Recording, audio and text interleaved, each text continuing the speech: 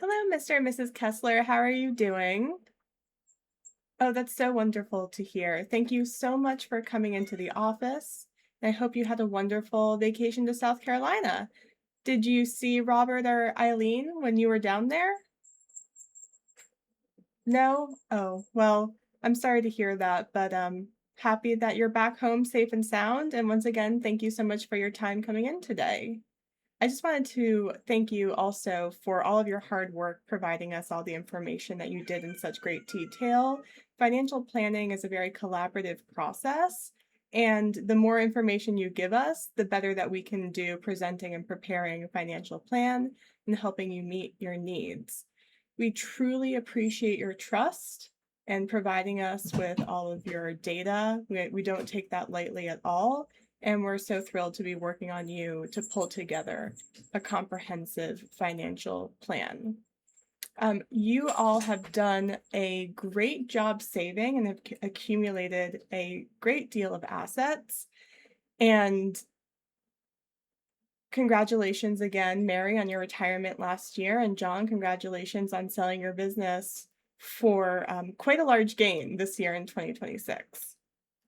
As you enter the spending phase of your life, we do understand that there's some questions at the top of your mind. The goals that you've provided us are to discuss your estate and gift tax liabilities, to review your insurance and risk management, to discuss long-term care, to reduce your personal income taxes, if possible, and to recommend a diversified portfolio that suits your risk tolerance level and your needs. Is there anything that I missed or anything that has changed since we last spoke? No? Wonderful. Then we will jump right in. I did send you the detailed financial planning document along with some other attachments that discuss your cash flow and tax strategies, etc. So this discussion that we're going to have here today is going to be a bit more of a synopsis and summary of the recommendations rather than a full detailed view on every calculation and everything provided in the financial plan. We're going to take a look at your financial health. We're going to take a look at your risk management, your investments, your retirement, tax, and estate planning. Does that all sound good to you as well? Wonderful. I also did want to say and just disclose briefly that I did receive a $4,333 payment from an insurance agent that recommended you to me. And I'm a fiduciary. My first and foremost, goal is to help you and assist you and protect your assets and meet your needs. So that payment will have no conflict of interest or really no impact on our working relationship together. Certainly, if I do recommend additional insurance policies, I will make sure to recommend multiple insurance agents to you so you can pick whichever is your preference. So in 2026, we're just going to start with an overview of the assumptions. You are in the highest marginal federal tax bracket of 37%. Inflation is predicted to be 2.75% per year over the long term, and the risk-free rate is 3%. The market risk premium is 8%. You all have done a fabulous job accumulating assets, and your net worth is just shy of just about 13.75 million. This year alone, you will have disposable income of $1 million, just about, which means that after you spend all the money that you need to spend in 2026, you'll have almost $1 million left over. That's a very sizable sum. And once again, your income will be high this year because of the down payment from John's installment sale. And it will also be high for the next 6 years or so through 2032 as that installment payment is continued to pay out at about $47,500 a month. This high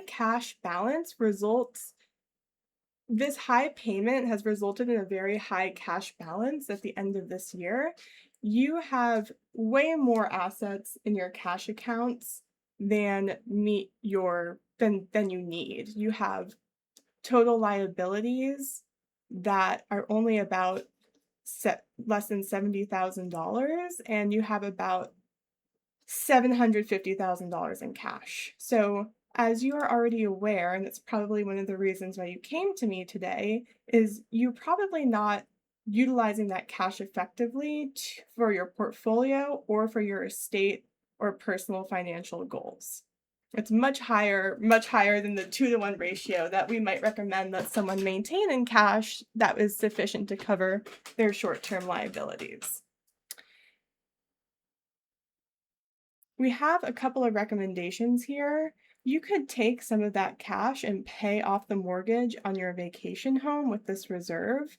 At an interest rate of 4.75%, that vacation home paying off that mortgage essentially would be like getting a 4.75% return on that cash. We would also recommend using this cash for your $40,000 car purchase, which is very exciting. What make and model are you thinking about getting? Oh, that sounds lovely. And we would, of course, recommend that you maintain some cash for an emergency fund, about $150,000. An emergency fund is important so that if something comes up, we don't need to liquidate the portfolio and wait on that process to go through before you have the cash you need to take care of your everyday expenses. And so we would recommend, with a keen eye on making sure that you are not eclipsing FDIC insurance limits, we would recommend that you maintain about $250,000 in a liquid money market fund in a joint checking and savings account that you can draw from. And as those CDs mature, we would also recommend that you liquidate those. There's no need to have any sort of lockup period where you can't access your cash needed for an emergency. How do you feel about that? And how do you feel about all of the assets that you've accumulated? And how do you feel about the amount of cash that you currently carry? Great. No, we do understand it's a lot of cash. And we know that it's most likely a consequence of the sale of John's business. So it's a good problem to have, and you all are certainly able to take care of your financial needs now and into the future with more of a keen eye on how best to potentially gift and pass your money along when you both pass. Now, just quickly looking at the insurance policies and the kind of the risk management piece, there's a couple of really important elements here. We would recommend that you increase the the homeowner's insurance policy on your primary residence. You're not fully covered. You do need to have at least $620,000 of a face value coverage on that to avoid any sort of underinsurance penalty if an event were to occur. Your vacation home, on the other hand, is well insured, and we did run some scenarios there where we anticipated a potential loss, and you all are covered for that potential loss. We would also recommend that you increase your automobile liability coverage. You only have about $15,000 of damage coverage, and your vehicles are worth more than that. You all can afford a little bit more of a yearly premium in order to avoid having your coverage not meet your needs in the event your car were to be totaled or you'd have to do repairs that exceed $15,000. You also do need boat insurance coverage. I know it's definitely an interesting concept, but boat accidents can be quite deadly. And in the event that you or third parties in a situation where you're injured on the boat or someone is injured by the boat, you definitely would like to have coverage for those incidents, as well as potentially looking into umbrella coverage is about $3 million. So before I explain that, do you understand that you should meet with an insurance agent, which I'm more than happy to recommend a couple choices for you to increase those coverage amounts? Great. So now kind of taking a step back, we're going to take a look at the umbrella coverage. So umbrella coverage provides an additional layer of liability protection above and beyond your homeowners and automobile policies that can help safeguard your assets, like your investable assets and your net worth, from significant liability claims or lawsuits from third parties. Usually, it's not a very expensive policy to pursue, and it's very, very worth it for people who have accumulated such great wealth like you both have. The long term care piece of this is a very interesting and important discussion. Long term care costs can significantly erode your portfolio over the course of time if those needs were to arise. And a we did evaluate a comprehensive long-term care policy with shared benefits that would provide coverage for up to 3 years or $360,000, whichever occurs first. However, these policies can be, while the premiums might be deductible for you, so to essentially, it wouldn't, you would be able to deduct the premiums from your income. It's still an expensive policy, and if you don't use the benefit from that policy, you can lose them. In reviewing your insurance, we did notice that you both have significant life insurance with cash values associated with them. John, I believe yours was about a $2 million face value with about $1 million cash value in it.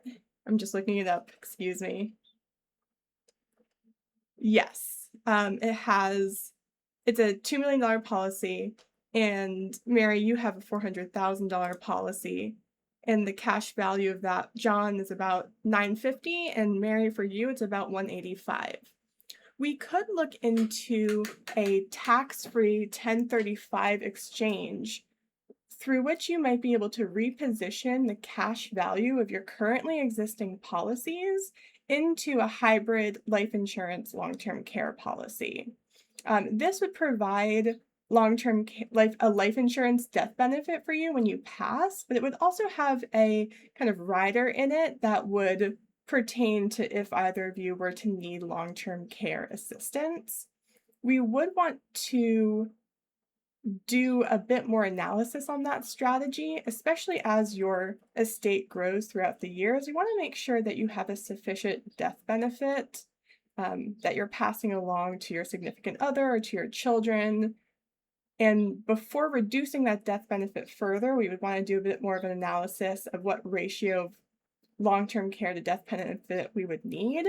But these policies are far more flexible, and for folks like you who are most likely able to self-insure, i.e., you would be able to cover the cost of your own long-term care if it came down to it, these policies are a bit more flexible and might meet your needs a little bit more.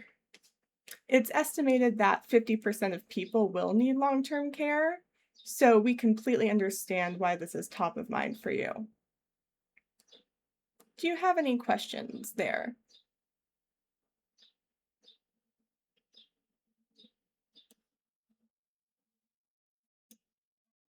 Okay, we'll move on to the summary of investments in your investable assets.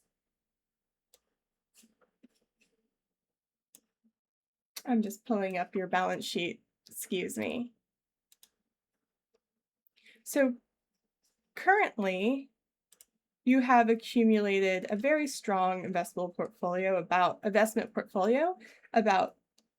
$950,000 of stocks, and this is as of today's fair market value, about $2.9 million in mutual funds.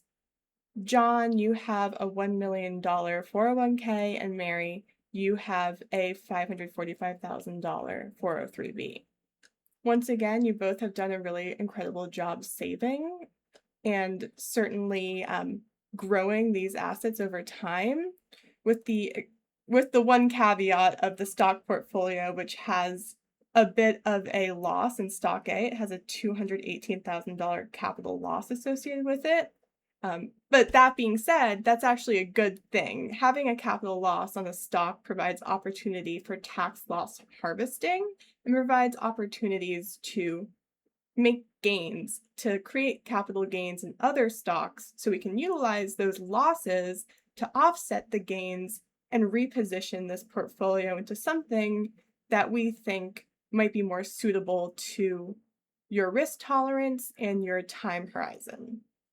A lot of people think of retirement as kind of what they're saving for, and after that point, they should be existing off the income or dividends on their portfolio.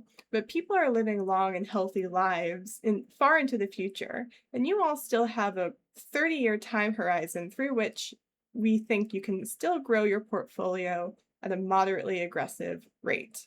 This would be at about 70% equities and 30% fixed income tools across your entire portfolio. And once again, you all indicated on your risk tolerance questionnaire that you have a higher than average appetite to take on risk, and you have sufficient assets to self-insure and protect against some market downturns while still having the time horizon to recover from them. So all of those aspects essentially mean that a moderately aggressive portfolio would suit your needs. Yes, thank you so much for mentioning that. We will indeed make sure that we do not invest in any tobacco stocks. We know that that's important for you. We can certainly do that for you. Okay, so just to overview of kind of the current gains and risks associated with your portfolio, you're you're not very diversified in your stock portfolio. You only have 4 stocks, and one of them has a significant loss, which we can capitalize on. Additionally, your mutual fund portfolio consists of some good balanced growth and balancing growth funds and a bond fund, but there is a very high exposure to international stocks here, with a relatively significant gain of about $350,000 in it. And we definitely want to be more cautious about having too much of our portfolios in international stocks because they're more volatile. They're subject to all sorts of other risks that you don't necessarily need to take on in order to receive good positive returns. And these are volatility risks, geopolitical risks, sovereign risks that essentially pertain to the individual countries that you're investing in. Mary, we also wanted to note that your target date fund, that 2025 target date fund, is most likely too conservative given your long-term time horizon. Target date funds automatically adjust as you get closer to the target date. They adjust the percentage of equities to fixed income. So as you get closer to the date, the percentage of fixed income will be much higher and most likely too high to achieve the growth results that you're looking for. So in order to rectify this, we would recommend that we diversify your stock portfolio out of the 4 stocks, perhaps utilizing cash from the sale of your business, John. And as you continue to receive those installment payments, you can continue to kind of dilute the concentration of stocks by continuing to invest in low-cost ETFs and mutual funds where appropriate. You also have that $218,000 loss, which is important for other planning vehicles that I will suggest later on. But we could use that to offset the gains in the stock portfolio of about $198,000 in order to reposition those funds. We'd also recommend rolling over your 401k and 403bs into rollover IRAs so that you all can have access to a broader range of investable assets and funds. Usually, these plans are more limited in what they provide, and we can have better selection if we pull those assets from your custodian into a rollover IRA. It will allow us to align all of your portfolio accounts a little bit more with a little bit more intention. Additionally, we should make sure that your cash and dividends are being reinvested and that we should look into a municipal bond strategy because you're in the highest federal income tax bracket. Munis would help you avoid federal tax, income tax, and may improve your after-tax investment returns when compared to having a fully taxable bond investment.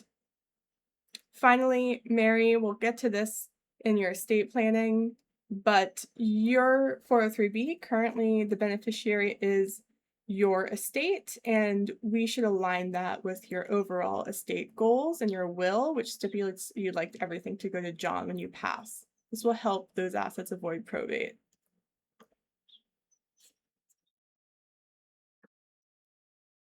If you agree with all of this, there's a bit more analysis that we can do to really nail down any sort of capital gains, any sort of additional cash that we'd like to invest, and we can set a meeting in a couple of weeks to review this and a few other things. Do you have any questions there? Any concerns? No, we do understand that any sort of tax, generating any sort of capital gains tax is not preferable, but at some point, it's a good problem to have. You've had appreciated assets that you've held for many, many years, and you will have to pay some tax at a certain point to help capture those gains. We will mitigate it as much as possible, and we certainly understand that it is very important, especially in this year and the next 7 years when you're going to have high income. Great. Well, we will certainly work with you to make sure that you're comfortable with everything before we move forward. Jumping straight into retirement planning. You are correct in thinking you don't have to worry about your income in retirement. With a moderately aggressive portfolio and a long time horizon, your assets over the course of 30 years will certainly outpace inflation expectations of 2.75%, and you should be able to meet your needs in retirement and then some. A significant portion of your retirement assets are currently held in your pre-tax accounts. That means that you have put in pre-tax dollars, so dollars that you have not paid tax on. Those dollars have grown tax deferred, and when you go to take them out, you're going to have to pay income tax, state, local, federal, everything on the value of what you pull out.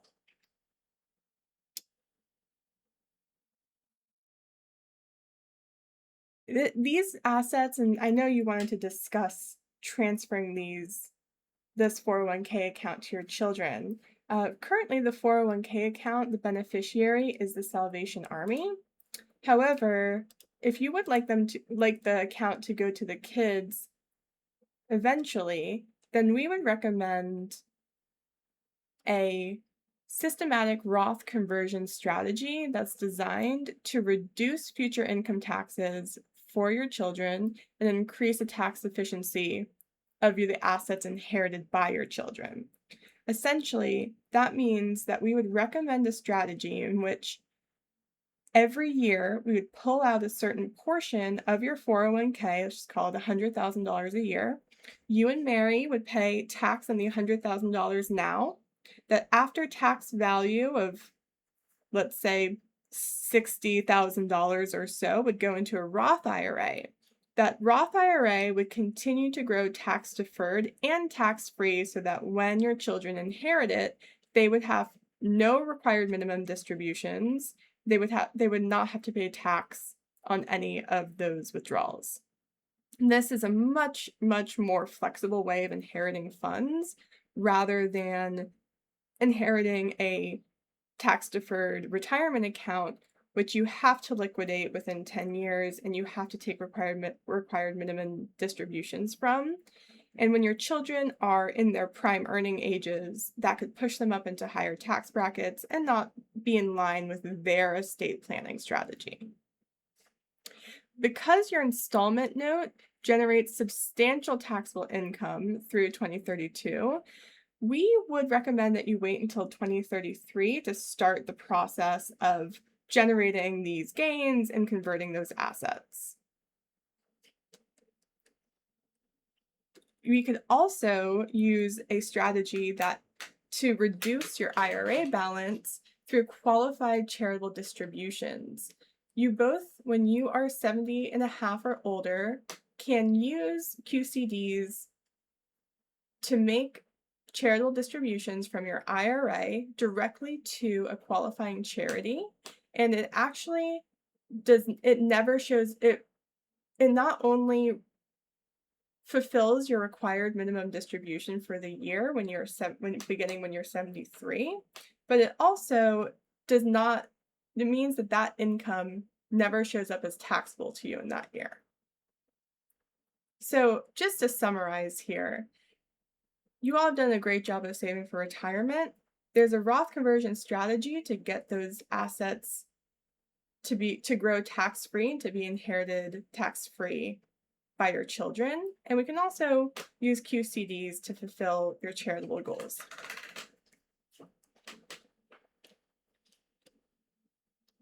So let's jump right into the tax portion of this.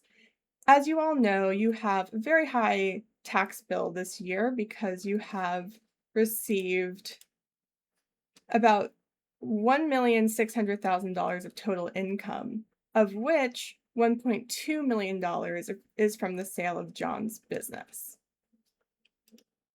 You are currently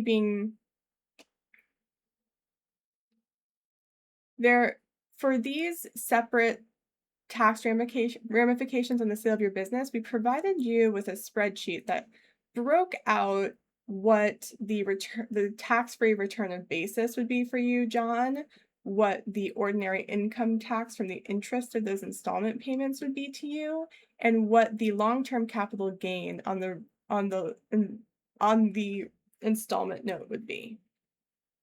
So, just as a brief summary,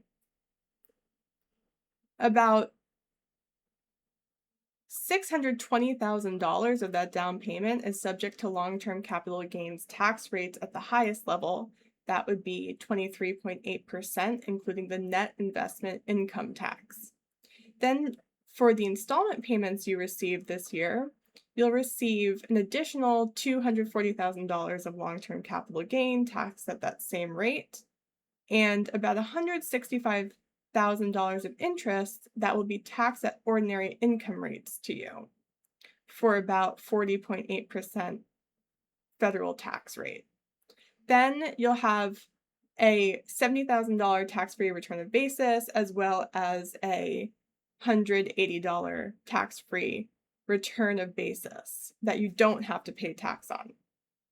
So to offset this, I'm recommending a three-pronged approach. The first would be to harvest the loss from Stock A, and that would offset the realized long-term capital gains down from about $860,000 to $640,000. And this would lessen the tax impact. We could utilize the excess cash from your CDs and from the future installments to diversify that portfolio, as we talked about earlier, and dilute the concentration of stocks, or maybe to pay the capital gains tax rates for some other positions to sell. Then we could contribute the lowest cost shares of your international fund to a donor advised fund. If you contributed a fair market value of about $165,000, you would generate a charitable deduction of approximately $165,000, and this would help offset a portion of the taxable income generated by your installment note.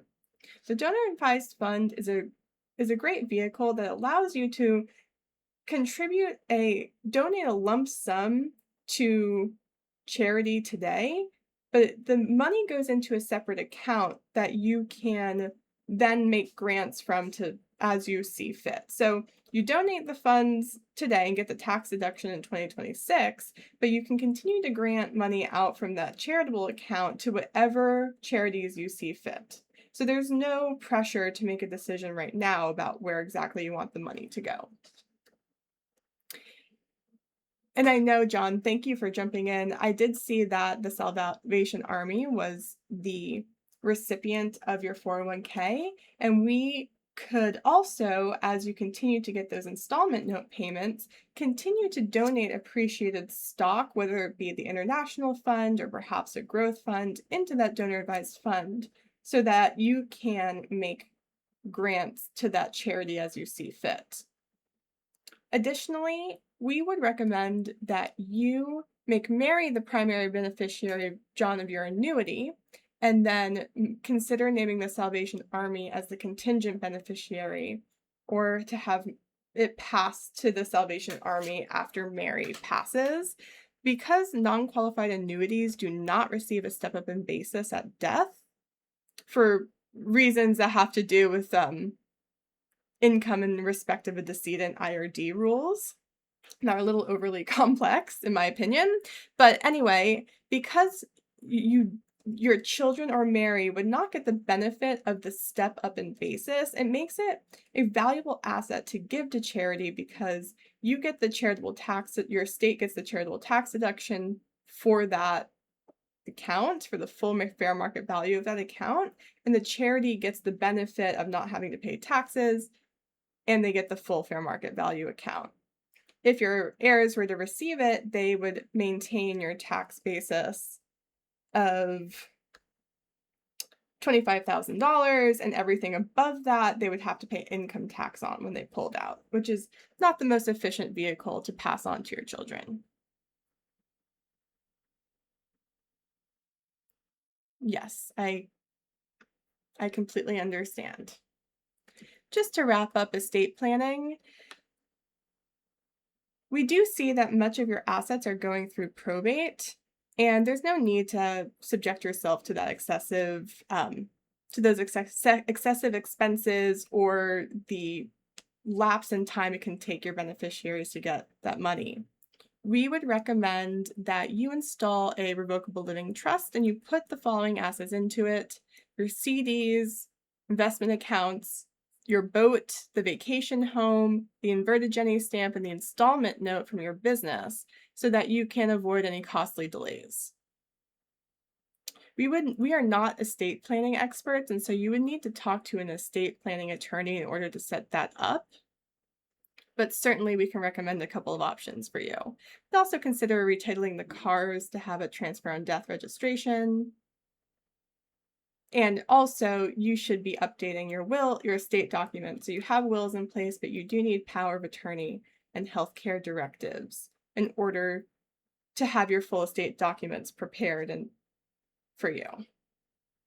Mary, you can change your 403b beneficiary directly with your custodian, but an estate planning attorney is needed to accomplish these goals, and that will come along with fees and attorney's fees and changing property titles. However, it could be well worth the cost if your assets avoid probate at the end of your life. Currently, you do not have assets that are going to cause any sort of estate tax. However, you still have much time for your portfolio to go. And so as years go on, we'd recommend monitoring, and we can certainly do this for you, monitoring your estate plan to make sure that you don't have to pay any taxes when you die, and also to make sure that the estate tax threshold limitations stay where they are, because if those were lower than they are today, which is $15 million per person, then you would most likely incur estate tax. So just to summarize, that was the detailed presentation of everything I went through from the plan I put together, and I hope that that was helpful for you. Just to summarize, there are some immediate next action steps. The first would be to meet with an estate planning attorney and make sure that you have your estate documents put together. The second would be to address the insurance coverage gaps. We want to make sure that you don't incur a loss from not having the insurance that you need. And then we would also recommend that we look into the mitigating taxable income in 2026 by harvesting the loss from the appreciated stock, donating to a donor advised fund, and seeing if we can generate any charitable deductions this year to offset your increased income. So those are the immediate things that we'd like to address. Then we would like to make sure we diversify your investment portfolio through the addition of cash from the sale of your installment or from using some losses to purchase additional funds.